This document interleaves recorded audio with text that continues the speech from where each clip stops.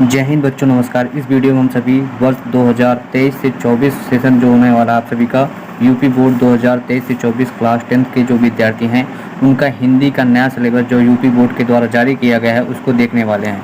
तो आइए हम शुरू करते हैं। तो आपका जो पहला जो है आपका एग्ज़ाम पैटर्न में क्या होगा, जिसमें आप सभी से कैसे कैसे प्रश्न पूछे जाएंगे उसको हम सभी देखेंगे। तो आपका जो एग्ज़ाम है आप सभी जानते हैं कि 2023 से आप सभी का 20 मार्क्स का होता है आप सभी का ऑब्जेक्टिव क्वेश्चन, जो कि आपको OMR पर लिखना होता है ना, और 50 मार्क्स का होता है आपका भी सब्जेक्टिव क्वेश्चन, जो कि आपको अपनी कॉपी पे लिखना है। तो जो आपके 20 मार्क्स के ऑब्जेक्टिव क्वेश्चन होंगे उसमें कहाँ कहाँ से कौन कौन से क्वेश्चन आएंगे, पहले हम सभी उसको देखते हैं। तो आपका जो ऑब्जेक्टिव क्वेश्चन होने वाला है उसमें आप सभी का देखिए दो टॉपिक है आपका, शुक्ल युग और शुक्लोत्तर युग हिंदी गद्य साहित्य के, यानी कि शुक्ल युग और शुक्लोत्तर युग में कौन से लेखक हैं, उनकी कौन कौन सी रचनाएं हैं, उनको आप सभी को अच्छे से तैयार करना है ना। और इसके बाद हिंदी जो पद्य साहित्य है, पद्य साहित्य का जो विकास है, इसमें आप सभी को रीति काल और आधुनिक काल को एकदम अच्छे तरीके से तैयार कर लेना है, क्योंकि इन दो टॉपिक से आप सभी के 20 मार्क्स में से 10 मार्क्स आएंगे। कितने? 10 मार्क्स। तो 10 मार्क्स यहाँ से आप सभी के आने वाले हैं। तो आप सभी के लिए बहुत ही ज़्यादा इंपॉर्टेंट टॉपिक है और आप सभी इसका जो प्रिपरेशन है हमारे चैनल पर कर सकते हैं। यहाँ पर आप सभी को इससे रिलेटेड बहुत सारी वीडियोस मिलती रहती हैं। इसके बाद जो आपका तीसरा है, इसमें आप सभी के काव्य सौंदर्य के तत्व, इसमें आप सभी को रस, छंद और अलंकार को पढ़ना है। तो रस में आप सभी को सिर्फ हास्य रस और करुण रस, इसकी परिभाषा और इसकी उदाहरण और इसके पहचान के बारे में पढ़ना है। इसमें से आप सभी को हास्य और करुण रस में से एक क्वेश्चन पूछा जाएगा, आपका वह 1 मार्क का ही होगा। इसके बाद आपका आता है इसमें अलंकार। तो अलंकार में आप सभी को उपमा, रूपक और उत्प्रेक्षा, इन 3 अलंकारों को ही पढ़ना है। इनके लक्षण को, इनकी परिभाषा को और इसके उदाहरण को पढ़ना है। इससे इन तीनों में से आप सभी का एक क्वेश्चन पूछा जाएगा, वो 1 मार्क्स का होगा, जिसका उत्तर आप सभी को OMR पर भरना है। इसके बाद आपका आता है इसमें देखिए गा नंबर। गा में आप सभी को सोरठा और रोला, यानी कि जो छंद है उसमें आप सभी को सोरठा छंद और रोला छंद को उसके लक्षण और उदाहरण के सहित पढ़ना है, जिससे आप सभी को एक क्वेश्चन पूछा जाएगा और वह क्वेश्चन आप सभी का 1 मार्क्स का होगा। तो इन 3 टॉपिकों को आप सभी को अच्छे से तैयार करना है, जिससे आप सभी के 13 मार्क्स यहाँ पर कंफर्म हो जाएंगे अगर आप सभी ये 3 टॉपिक तैयार कर लेते हैं अच्छे से। इसके बाद आता है आपकी हिंदी व्याकरण। तो हिंदी व्याकरण जो है आप सभी का, वो आप सभी देख सकते हैं यहाँ पर 4 मार्क्स का पूछा जाएगा हिंदी व्याकरण, जिसमें आप सभी का शब्द रचना के तत्व होते हैं, जैसे आप सभी के उपसर्ग होते हैं। तो आप सभी को यहाँ पर जो उपसर्ग दिए गए हैं आप सभी इनका स्क्रीनशॉट ले लीजिए। इन्हीं उपसर्ग में से आप सभी का एक उपसर्ग पूछा जाएगा, कितने मार्क्स का? 1 मार्क्स का, है ना। तो आप सभी को इन उपसर्गों को तैयार कर लेना है। इसके बाद बात आती है प्रत्यय की। तो यहाँ पर जितने प्रत्यय दिए गए हैं यही में से एक प्रत्यय आप सभी के बोर्ड एग्जाम में पूछा जाएगा। ये जो दिए गए हैं इन्हीं में से आएगा और आप सभी को 1 मार्क्स दिलाएगा। इसके बाद आप बात आती है समास की। तो आप सभी को द्विगु समास, द्वंद्व समास और कर्मधारय बहुब्रीहि समास, इन 4 समासों को अच्छे से तैयार करना है। इनकी परिभाषा, उदाहरण सबको आसानी से यानी कि अच्छे से तैयार कर लेना है। इसमें से आप सभी का एक क्वेश्चन जरूर पूछा जाएगा, आपके 20 मार्क्स का जो ऑब्जेक्टिव क्वेश्चन होने वाला है। इसके बाद आप सभी के तद्भव, तत्सम और पर्यायवाची शब्द आएंगे, जिनको मैं आप सभी को इनकी क्लासेस मैं आप सभी को प्रोवाइड करा दूंगा। जो भी इंपॉर्टेंट तद्भव, तत्सम और पर्यायवाची शब्द हैं वहाँ से आप सभी को 1 मार्क्स मिल जाएगा। इसके बाद बात आती है आप सभी का संस्कृत व्याकरण। तो संस्कृत व्याकरण आप सभी का 3 मार्क्स का पूछा जाएगा। इसमें आप सभी का संधि है। तो संधि में आप सभी को सिर्फ यण संधि और वृद्ध संधि, आप सभी को याद रखना कि आप सभी को सिर्फ यण संधि और वृद्ध संधि को ही पढ़ना है। इसकी परिभाषा क्या है, उदाहरण और पहचान, यानी कि यण और वृद्ध संधि की परिभाषा, उदाहरण और उसके पहचान के बारे में पढ़ना है। इसमें से आप सभी का एक क्वेश्चन जरूर आएगा आपके बोर्ड एग्जाम में इन 3 संधियों में से। इसके बाद आता है आपका शब्द रूप। तो शब्द रूप में आप सभी को फल, मति, मधु एवं नदी, इनमें से एक क्वेश्चन पूछा जाएगा और आप सभी को 1 मार्क्स वहाँ पर मिलेंगे। तो आपके लिए जो इम्पोर्टेंट है वो मैं बताता हूँ, वो है आप सभी का नदी है और मधु का है।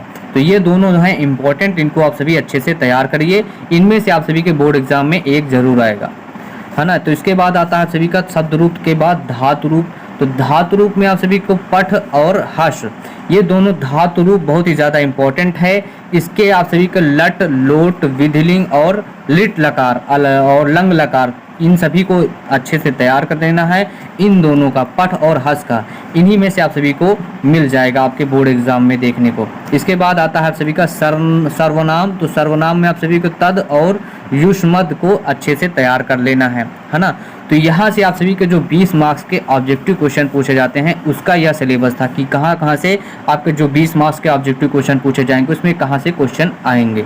तो ये जितने टॉपिक है इन्हीं में से आप सभी को वहाँ पर क्वेश्चन देखने को मिलेंगे। इसके बाद आप सभी का आएगा खंड बा। तो खंड बा में आप सभी को मिलेंगे देखने को वर्णात्मक प्रश्न देखने को मिलेंगे।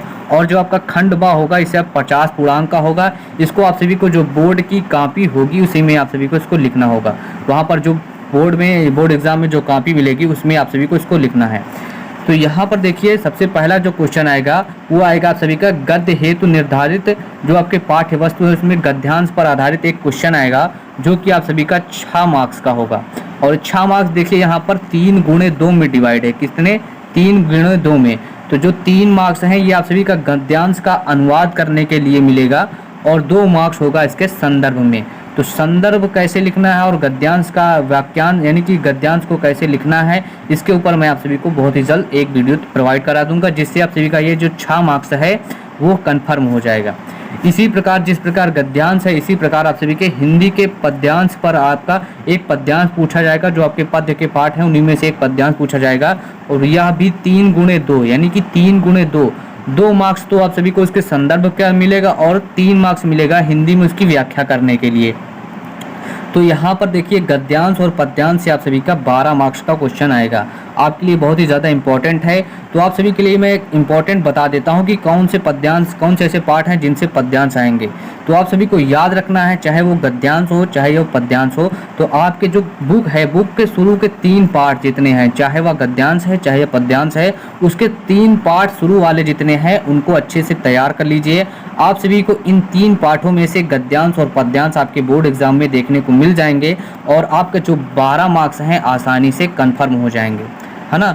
वैसे तो मैं बताऊंगा ही कौन कौन से इंपॉर्टेंट गद्यांश पद्यांश आपके बोर्ड एग्जाम में आते हैं। आप सभी के लिए बता दे रहा हूं इंपॉर्टेंट कि आप सभी को 3 चैप्टर शुरू के गद्यांश के और 3 चैप्टर पद्यांश के अच्छे से तैयार करना है, क्योंकि यहाँ से आपको 12 मार्क्स मिलेंगे, है ना।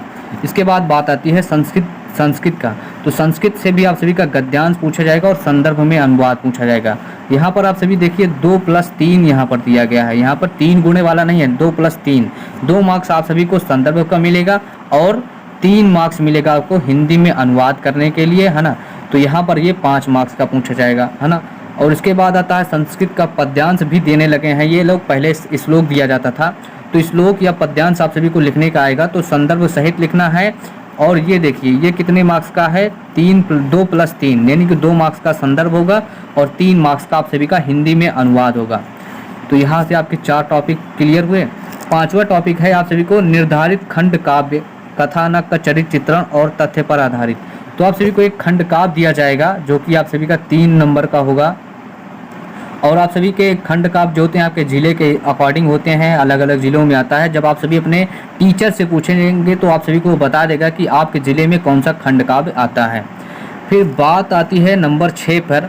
तो निर्धारित गद्य खंड पाठ्य वस्तु से संबंधित लेखकों का जीवन परिचय और उनकी प्रमुख रचनाएं। जीवन परिचय और उनकी प्रमुख रचनाएं, है ना, ये आप सभी का 5 नंबर का आएगा। तो आप सभी के लिए कितने मोस्ट इम्पॉर्टेंट जीवन परिचय हैं उसकी वीडियो आप सभी को हमारे चैनल पर मिल जाएगी, तो आप सभी वो उसको जाकर देख सकते हैं, या तो मैं उसकी लिंक डिस्क्रिप्शन में दे दूंगा। पिछले साल जो 2023 का एग्ज़ाम हुआ है उसमें जितने भी हमने मोस्ट इम्पॉर्टेंट जीवन परिचय और मोस्ट इम्पॉर्टेंट कवियों का जो जीवन परिचय बताया था उसी में से फंसा है और बच्चों ने 10 मार्क्स आसानी से प्राप्त किए। तो इसी प्रकार आप सभी को गद्यांश और पद्यांश से लेखकों और कवियों का जीवन परिचय याद कर लेना है और दोनों 5 मार्क्स के आएंगे, यानी कि आप सभी के 10 मार्क्स यहाँ पर से क्लियर होंगे, है ना। तो आप सभी को 10 मार्क्स यहाँ से मिल लेंगे। 7वां जो आएगा आप सभी का, इसमें आप सभी के खंड पाठ जो संस्कृत है उसमें से आप सभी को एक श्लोक याद करना पड़ेगा जो कि आपके क्वेश्चन पेपर में ना आया हो, उसी को लिखना है और इसके लिए आप सभी को 2 मार्क्स मिलेगा। यानी कि श्लोक लिखने के लिए आप सभी को 2 मार्क्स मिलेंगे, जो कि आपके पेपर में ना आया हो वही श्लोक आप सभी को लिखना है। 8वां है हिंदी के सरल वाक्यों का संस्कृत में अनुवाद। आप सभी को हिंदी के कुछ वाक्य दिए जाएंगे, उनको आप सभी को संस्कृत में अनुवाद करना है। 2 वाक्यों को अनुवाद करने के लिए आप सभी को 2 मार्क्स वहाँ पर मिलेंगे, है ना। फिर है 9वां नंबर, देखिए आप सभी को संस्कृत खंड, यानी कि जो संस्कृत खंड है उसके पाठ्य वस्तु पर आधारित प्रश्न पूछे जाएंगे।